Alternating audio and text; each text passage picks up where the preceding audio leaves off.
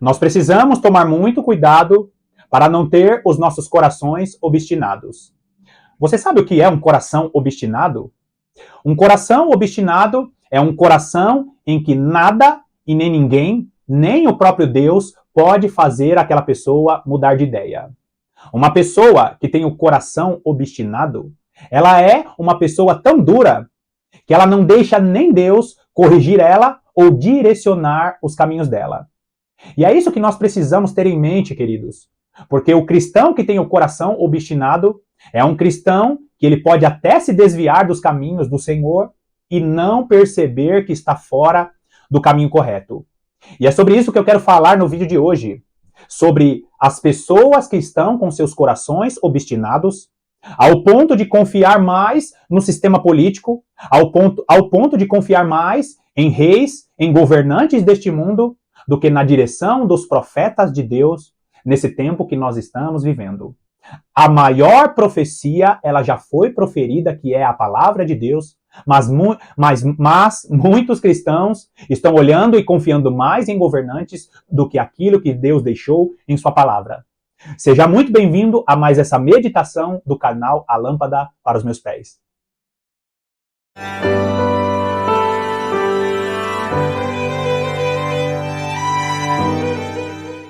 É muito importante a igreja se posicionar politicamente a respeito de leis, de princípios que são de acordo com a palavra de Deus. Se você é um cristão que gosta de se posicionar politicamente, você não está fazendo nada de errado. Você precisa se posicionar politicamente, se quiser se manifestar de maneira pacífica, eu não vejo problema nenhum nisso. O grande problema é quando a igreja ela perde o tempo, ela perde o time e não entende que a maior parte das batalhas que nós vamos viver a partir de agora são batalhas espirituais. Existem muitos cristãos que passam mais tempo assistindo noticiários políticos, notícias políticas, guerreando ou tentando guerrear no campo político, em vez de trazer esta batalha para a arena correta. Uma batalha, ela tem uma arena onde ela está acontecendo, uma luta, ela tem ali um ringue, uma arena onde ela está acontecendo. E a batalha que a igreja vai viver aqui no Brasil e na maior parte dos países do mundo são batalhas espirituais. Está muito claro isso, queridos. O cenário político de todo mundo está mudando e a igreja precisa se colocar na posição que lhe foi concedida. A igreja precisa se colocar na posição correta, na posição devida, porque nós estamos entrando em uma batalha espiritual de alto nível. E muitos cristãos estão ali mais perdidos ou mais preocupados, muitos cristãos estão preocupados com as situações políticas de seus países. Queridos, antigamente, no ápice em que a igreja viveu, principalmente na época dos profetas, não era os profetas que ficavam correndo atrás dos governantes. Os governantes se preocupavam em consultar os profetas. E as nações que não consultavam os profetas de Deus eram nações fadadas ao fracasso e a todo tipo de perversidade que acontecia ali. Os profetas, os servos do Senhor, eram servos que sabiam que suas batalhas eram espirituais e eles lutavam no campo espiritual. Eu não sei se você já acompanhou os vídeos aqui do canal. Eu falei sobre o espírito de profecia que estaria sobre a igreja no final dos tempos. As duas testemunhas do Senhor, que não são duas pessoas literais, são judeus e gentios. E em vídeos passados eu falei a respeito do ensino das duas casas de Israel. Esses dois povos, judeus e gentios, terão sobre si o espírito, a unção que estava sobre Elias e Moisés. Presta atenção nisso, queridos. O espírito dos profetas Elias e Moisés estará sobre a igreja no final dos tempos. E essa igreja, meditando na palavra de Deus, buscando unção através da oração, precisa ter esse entendimento. Os governantes deste mundo precisam mais da igreja do que nós precisamos deles. Existem muitas pessoas tentando lutar no campo político, quando na realidade são os governantes que precisam consultar a igreja. A igreja é que precisa promover a expectativa para que esses governantes busquem a igreja. Queridos, A nossa batalha não é mais de persuasão de palavras. A nossa batalha não é mais por direitos civis, ainda que, eu vou repetir, ainda que alguns posicionamentos sejam importantes. Mas se você passa mais tempo buscando pelo campo físico, buscando pelo campo político e não lutando a maior parte do tempo em batalhas espirituais, significa que você não entendeu ainda o cenário do mundo e as coisas que vão vir sobre o Brasil. Com frequência eu ouço alguns cristãos dizendo: Deus me livre, está amarrado, isso não vai acontecer, para de profetizar coisas ruins. Queridos, nós vamos viver no período profético e a Bíblia fala que para vir uma grande unção, para ser derramada uma grande unção sobre a igreja, as coisas precisam piorar no mundo. O azeite ele não é extraído se a azeitona não é apertada. E eu não falo isso com alegria, queridos, eu falo isso com expectativa e com esperança, porque Jesus Cristo nos revestirá com mais poder, com mais graça. Mas é sim um período difícil, e se a igreja ficar tentando lutar mais no campo político do que no campo espiritual, essas pessoas vão se decepcionar de uma maneira profunda. Eu vou contar aqui algo muito pessoal. Quando acabou as eleições, agora aqui no Brasil, esse vídeo é um vídeo de 2023, e aconteceu há poucos meses atrás as eleições no Brasil, foi estabelecido um novo governo. Eu senti uma forte opressão logo após o resultado das eleições. Ali eu senti muito forte da parte de Deus que a igreja estava com o foco errado e não tinha entendido ainda a sua função. Cristãos não podem tietar políticos, e ainda que nós admiremos, ainda que nós gostemos de algum político, saiba que é ele que depende da igreja. Nós não dependemos dele, por quê? Porque o nosso Deus é que rege todas as nações. A sua mão, a mão do Senhor está sobre a sua vida, não se preocupe, não fique pensando que esse esforço maior pela política vale mais a pena do que o seu esforço espiritual para lutar nas batalhas que são espirituais. Se posicione sim, mas gaste a maior parte do tempo com coisas espirituais. Você não pode passar mais tempo na televisão do que diante da palavra de Deus. Você não pode passar mais tempo vendo política, estudando, brigando sobre política do que meditando e orando a respeito das revelações que Deus tem para a igreja no final dos tempos. Vai lá comigo em 1 Reis, capítulo 22, presta bastante atenção nisso aqui. 1 Reis, capítulo 22.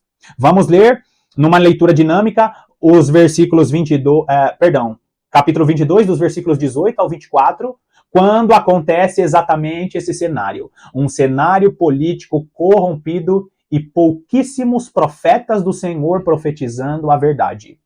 1 Reis, capítulo 22, no versículo 18, diz assim: Então o rei de Israel disse a Josafá: Não te disse eu que ele não profetiza a meu respeito o que é bom, mas somente o que é mal? De uma maneira resumida, eu vou explicar o que está acontecendo aqui. O rei Acabe e o rei Josafá fazem uma aliança.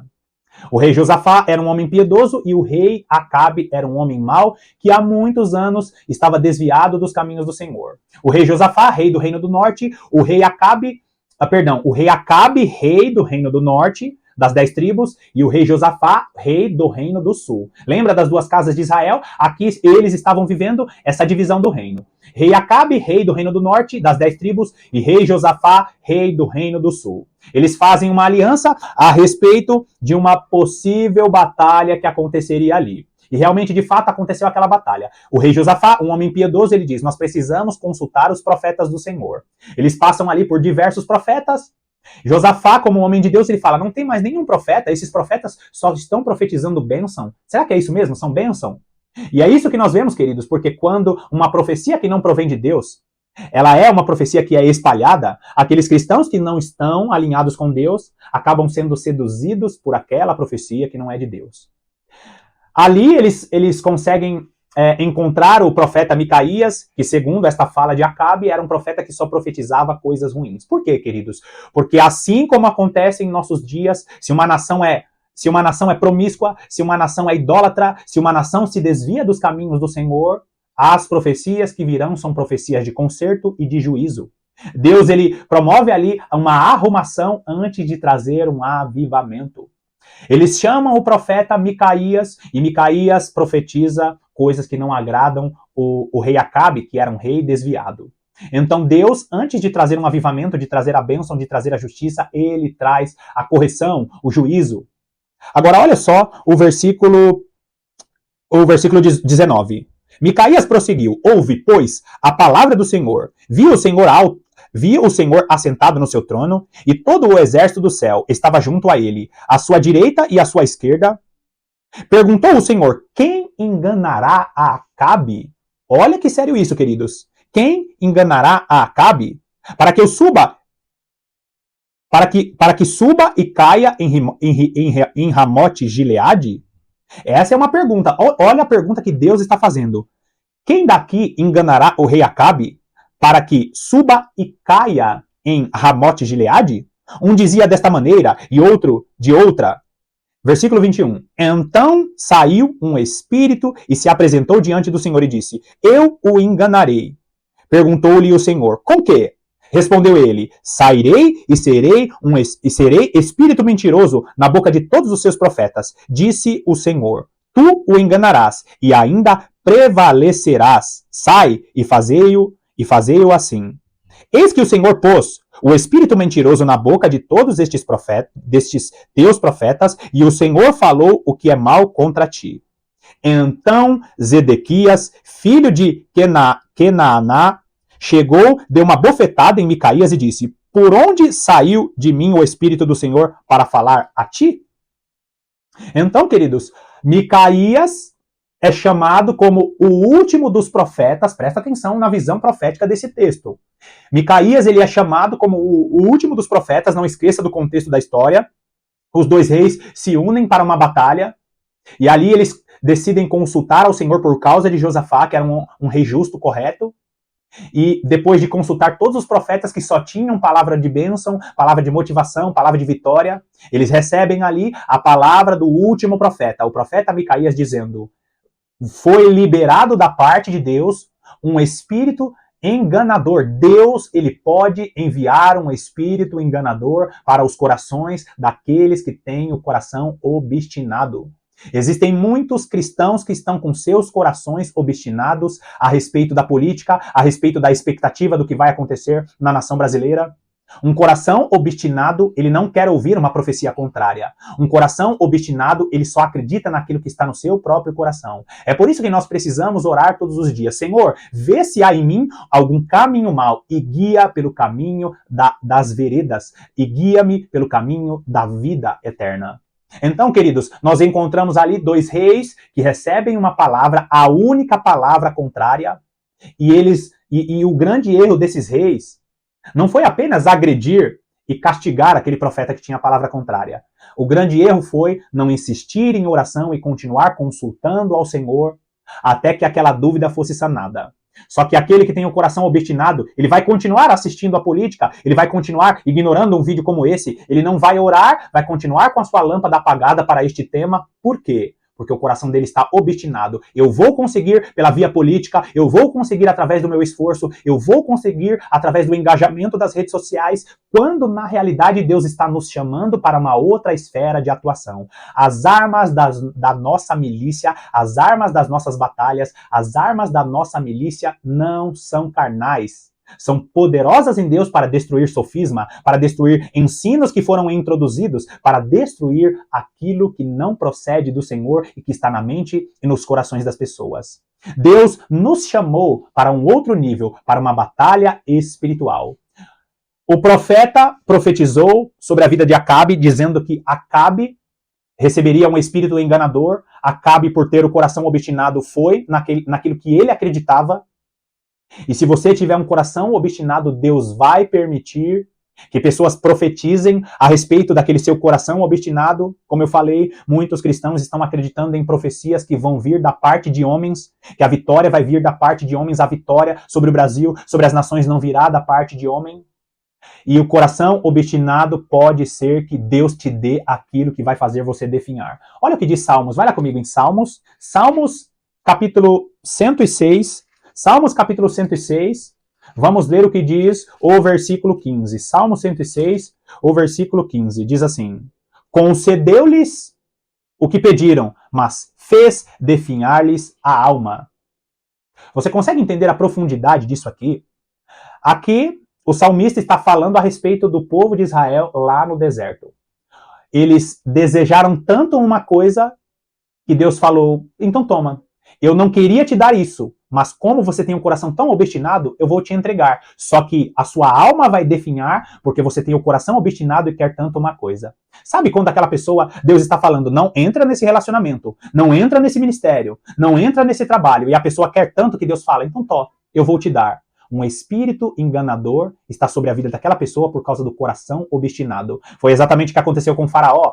Deus endureceu o coração do faraó, por quê? Porque ele já tinha um coração obstinado. Romanos capítulo 1 vai falar sobre algumas pessoas que estão tão obstinadas em seus pecados que o próprio Deus entrega as pessoas às suas próprias paixões. Ter o coração obstinado pode te levar a grandes problemas na sua vida. Por último, vamos ver mais um exemplo. Vai lá em 1 Samuel. 1 Samuel, capítulo 8. 1 Samuel, capítulo 8. Vamos ler apenas dos versículos 6 ao 9. E mais uma vez, queridos, nós vemos o povo de Israel, o povo de Deus, confiando mais em um sistema político, em esperança vinda de pessoas do que na própria palavra de Deus, do que na própria palavra profética. 1 Samuel, capítulo 8, versículo 6 diz assim: Porém, esta palavra não agradou a Samuel. Quando disseram, dá-nos um rei para que nos governe, então Samuel orou ao Senhor. Disse o Senhor a Samuel, atende a voz do povo em tudo quanto te diz, pois não te rejeitou a ti, mas a mim, para eu não reinar sobre ele. Olha o versículo 8. Segundo todas as obras que fez desde o dia em que o tirei do Egito até hoje, pois a mim me deixou e a outros deuses serviu, assim também o faz a ti. Notou aqui, queridos?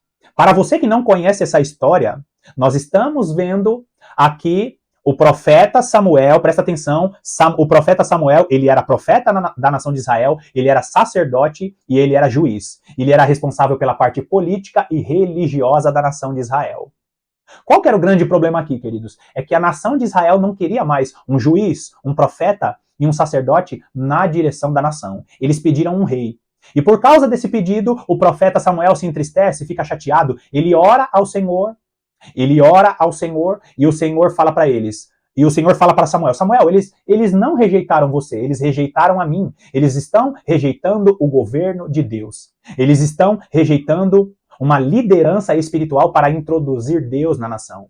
Você consegue perceber, queridos, que a igreja precisa se posicionar de uma maneira espiritual? Não esquecendo a sua função principal, que é estabelecer o reino de Cristo na nossa nação, no nosso meio. Então, os israelitas, na época de Israel, eles pediram um rei porque eles queriam ser governados pelos princípios humanos. E é tão verdade isso, queridos, que nós vemos no decorrer do texto, o próprio Deus falando para Samuel, pode conceder um rei a eles, mas diga o que vai acontecer. Um rei cobrará taxas, um rei cobrará impostos, ele tirará os seus filhos e as suas filhas para serem funcionários deste governo. Esse rei trará leis que em determinados momentos vão ser leis opressoras. Vocês querem mesmo isso? Vocês querem viver debaixo dessa esfera humana, política? Então toma. E foi exatamente isso que aconteceu.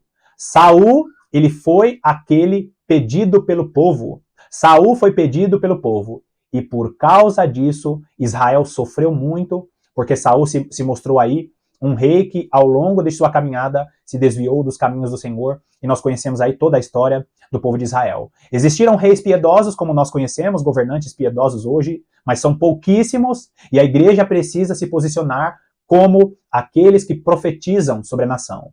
Existem alguns poucos servos do Senhor que vão estar na esfera política, mas a maior parte dos servos do Senhor precisam estar mais engajados com as coisas espirituais. Avalie a sua vida hoje, queridos.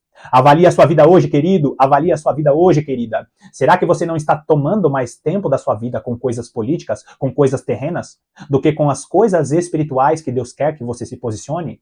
Um coração obstinado receberá um espírito de engano. Deus vai permitir que muitos cristãos sejam enganados com esperanças falsas a respeito da política que vai estar sobre as nações do mundo neste tempo que nós estamos vivendo. Bom, mais uma vez eu te agradeço pela sua companhia, te agradeço por todas as interações e por todos os irmãos que estão aqui diariamente. Que Deus te recompense e eu te aguardo, sem dúvida, nas próximas meditações.